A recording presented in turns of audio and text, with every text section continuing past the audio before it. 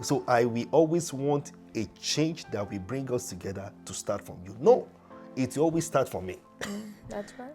And when you are together, try to let go of the phone. Try to let go of the distractions. Try to prioritize your spouse.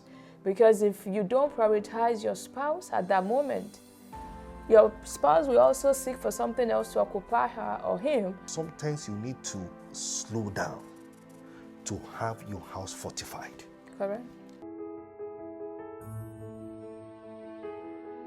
Hello and welcome to another edition on Live channel. It's our pleasure to come on your way again. It's I believe so strongly, or we believe so strongly, that it has been a blessing to you. This is Relationship Unscripted. When we talk about relationship, we don't have script for it. We just want to flow and get some messages out there that we believe is going to be of a blessing to you. So I have with me again my precious wife in the studio again. How are you doing today? Doing great. All right. Thank you. Praise God. It's Praise awesome God. to be Amen. here. All right. So there's something I want us to discuss discuss today, and that has to do with relationship between husband and wife. Okay, and especially the growth, in marriage, or growth especially as it concerns husband and wife. So well, we are 18 years into relationship anyway, so we have a little bit of those experience coupled with other things we've seen. But in our own way, how do you think we should define growth in marriage, especially as it concerns husband and wife? Talking about growth in marriage, I guess growth generally means that it could connote maturity, Right. meaning that what used to be a challenge is no longer a challenge. For example, as a child grows, weight that he or she couldn't carry at 4, by the time it's 7, 12, is able to carry that chair without asking for help. So also when it comes to marriage, I think that talking about growth in marriage, I would talk about what used to be a challenge to a couple when they first got married. It's no longer a challenge. The more time they spend together in marriage. So maybe they used to fight, have disagreement, easily get on each other's nerve. Right. But as they grow, as they increase in age in their marriage, they should have at least reduction in challenges like that. And also possibly when they just got married, they couldn't agree on things easily. They have different perspectives about issues, about matters. The more years they spend together, their perspective about matters supposed to be becoming almost the same, if not the same. So they should be able to see a subject matter in a similar manner. If there's something they're talking about, they should be able to have similar point of view. If the husband gives his perspective about something in the absence of the wife, when the wife asks to comment on the same thing, she should have similar understanding of it and give similar thoughts. So I think that to me, that connotes growth in marriage. Okay. Not necessarily physical things and acquisition of properties, but of course that's part of growth. It, yes. But when talking about marriage relationship, I think that oneness should increase. That's true, and of course the Bible says that two are better than one. So I think the more they become one, Yes. not just what we confess, but by the reason of they are coming together to achieve what they want to achieve, is a measure of growth. Correct. Okay. Correct. I appreciate where you started from, talking about not making emphasis on the physical thing, which is key. That understanding, growing in the relationship, what had been a challenge is no more a challenge. And I think another thing that I will say about growth in marriage is the ability to define something together and then pursue it together. Yeah. Okay, because many times what people define to be growth in marriage is what individual can achieve despite the other person. Okay. and that is not right. Correct. I believe that growth in marriage should be what they were able to achieve together. Either one thing that both of them achieve, or what you want to become that I've joined my forces to let you become. What I want to become before I got married, that I was able to become because you joined forces with me. Correct. I think that is a major way to define growth. Yeah. I mean, in conjunction with what you've talked about, because if we don't have a right definition for things, growth, success, achievement like that, we end up doing many things to discover that we have not done the main thing. Correct. Right? Because a situation whereby we are saying this because it's important for everybody to understand that it's a situation whereby I want to grow despite my wife is going to affect something, which I think we're going to discuss again as we continue. But the next thing I think we have to discuss, still talking about growth, is that we have seen how people can grow apart and they can grow together. Correct. So how do we define the difference between growing apart and growing together? So I think we kind of had talked about growing together, in the sense that, being able to achieve goals together, join forces together to make things happen. Right. So focusing on growing apart, I think couples grow apart when they pursue different visions. Right.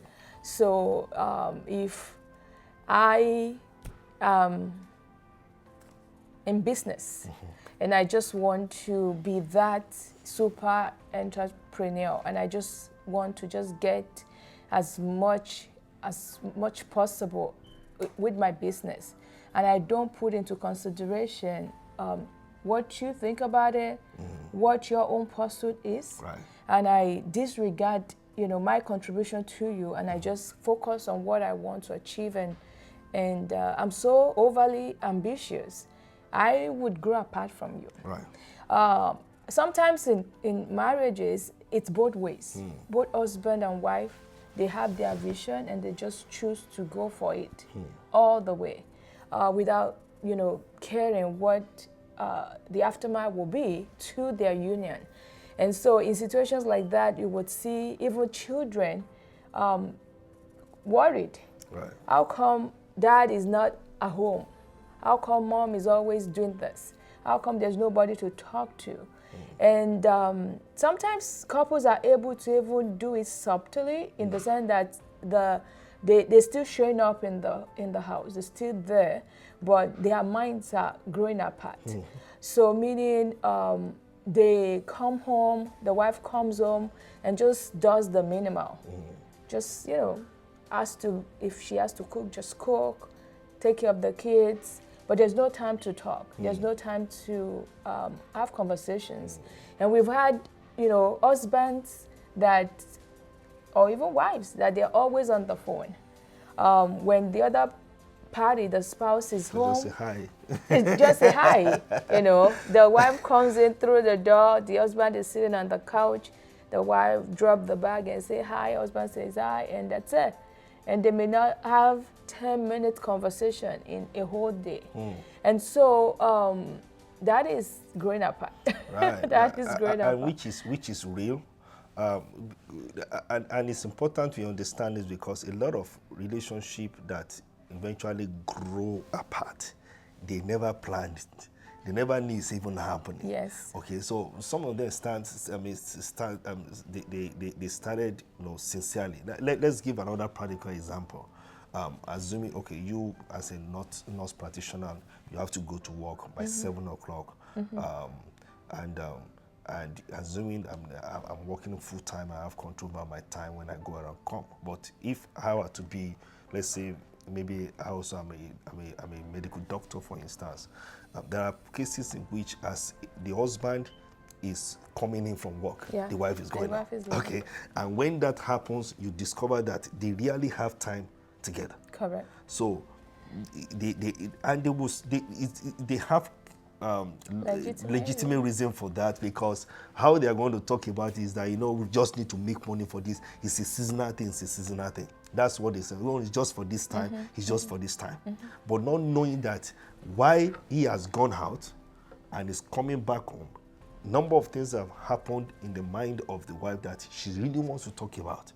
But the husband, by the time she comes, honey, can we just talk for like 5 minutes? Oh, no, I'm just tired. I just go to work. We're going to come back again. Before you know it, they are not having enough time to discuss on certain things.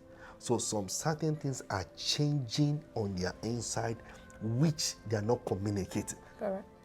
And before you know it, a moment comes when they just discover that they're not thinking together again.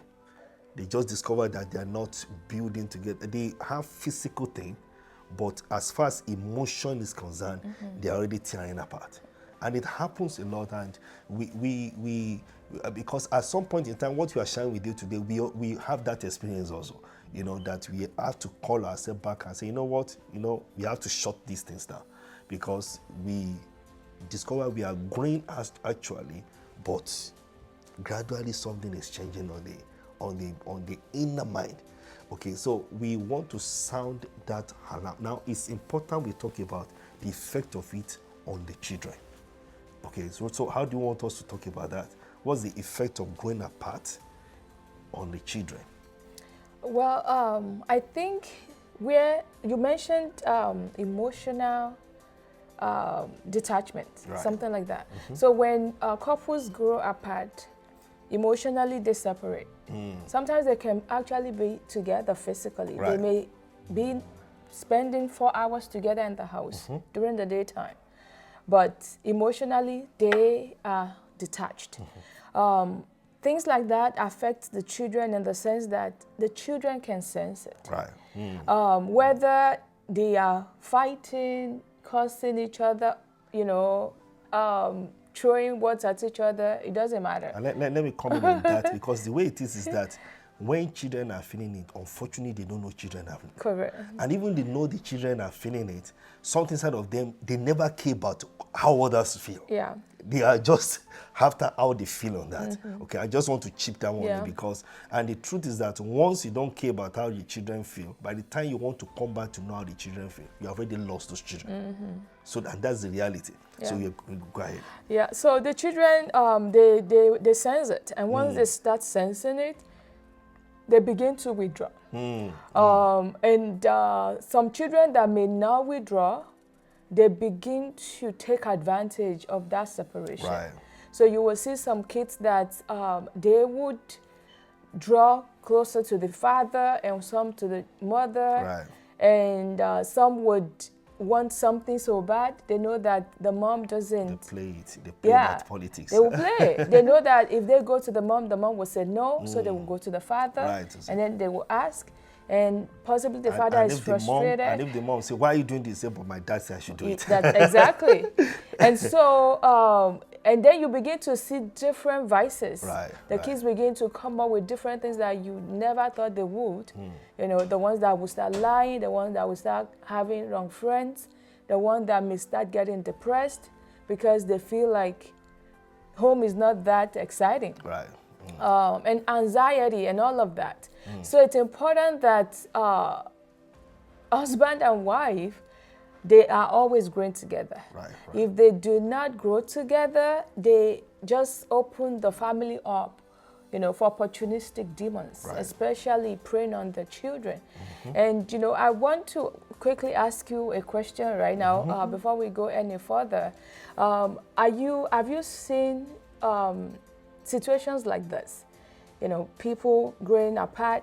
What do you think have worked for them to actually come back together? Okay. Well, I think that's a good question. I've seen people that truly they have to come back. I mean, they have had that experience.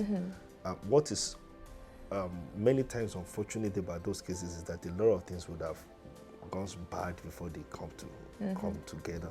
Yeah. So I think if they are Christians, which I believe a lot of people that watch us, they are Christians anyway. Cases that I've seen like that, I have to get involved with. I have to let them have their personal retreat back to God. Because the truth is that everyone that grows apart, they not only that they grow apart from themselves, they grow apart away from God. I've seen that a lot. Okay, so it is their personal relationship with God that I always want to achieve first. If I could achieve that, then it will be easier for us to see those people coming apart. Coming together. Okay, but unfortunately, it's always very difficult to let people know that that is the starting point. Because one of the things that happen when people grow apart is that they start having complaints about each other. And once complaints get into relationship like that, unconsciously, I'm expecting you to change for me. I rarely see where I have to change for you. So I will always want a change that will bring us together to start from you. No, it will always start from me. That's right. It will always start from a personality that is more spiritually minded more than than other people. So if I could get individual to take personal responsibility to get back to God, we're going to achieve that a lot. So and I think that is what I'm going to say right now as the first point. The second point is that if you can do that, both of them should come together to talk. Okay, either they're going to first of all see the therapy. If people that have to do that, you can see a therapist on that issue, or you walk up to your pastor, and let them know this is what we are having. Both of you must, both parties must understand that something is wrong fundamentally, and seek for help and be willing to work it. Because that's another thing. Sometimes people know that there's a trouble, but for them to play the role, to play the part to ensure that comes to that thing they want to come to manifestation, that is where the problem always lies. Okay, so that's what I've seen over time. That's what I've worked at. People that have allowed us to work together with them, we have already had amazing results in that regard. As we start rounding off, I think it's important we talk about what we would call going together. At the end of the day, if truly we are growing together, what are the things we have to achieve, or how do we define growing together? Okay, I know we talked about that in the beginning, but I think we need to talk about that one more time. Right. Growing together, I believe that it's more of having similar mindset. Yes, exactly. Being and even other than having a similar mindset, also enjoying the presence of each other. Yeah. So spend time together.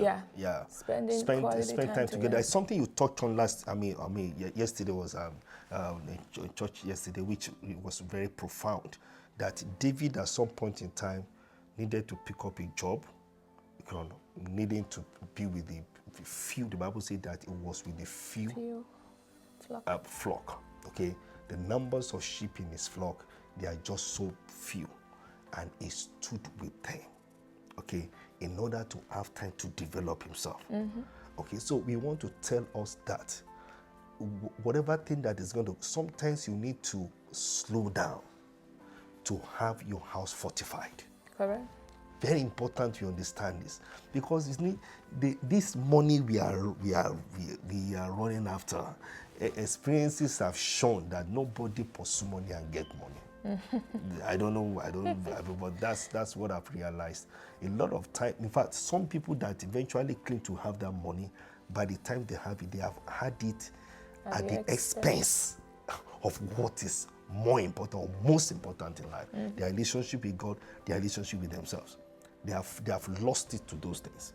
Okay, so a moment must come when individual must come back and re-strategize. Okay, and re-strategize and listen more to your inner man. Okay, and listen more to the inner man of your spouse. All of those things are very, very important if you're going to have the kind of result that you want to have, in life. I hope today's has been a blessing. You have anything you want to share on the final note? Final note, I would say just spend more time together. I would think that if couples spend more time together, they would grow together.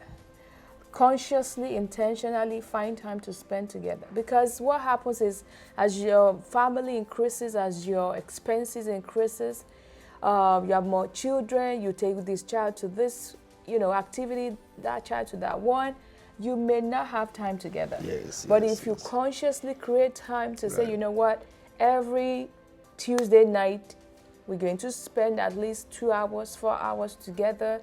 Every Saturday, we do this activity together. It goes a long way strengthening the marriage and strengthening your union. And when you are together, try to let go of the phone. Try to let go of the distractions. Try to prioritize your spouse. Because if you don't prioritize your spouse at that moment, your spouse will also seek for something else to occupy her or him. And so whether you are consciously doing it or not, you will continue to grow apart. Right. I think that's all I have. Yeah, and I think on my own part, another side, just like we're talking, is to talk about the fact that you have to give yourself feedback. Okay, if by any reason I have to do something at the expense of having time, talk about it. Right. When you have done what you have done, or you're on that project, come back and give it feedback.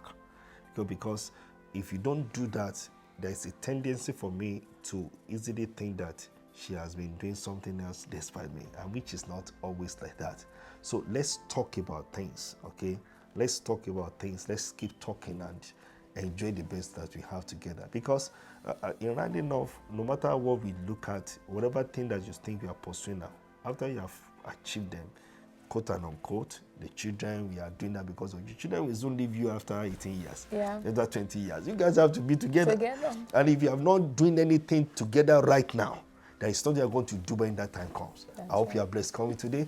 All right, next time we meet, we're going to talk about something that is so powerful again as far as relationship is concerned. Please leave us a message. Let's know how this one is very important to you. We'll see you next time. Between now and next time we're going to meet, go and become what you can be under God.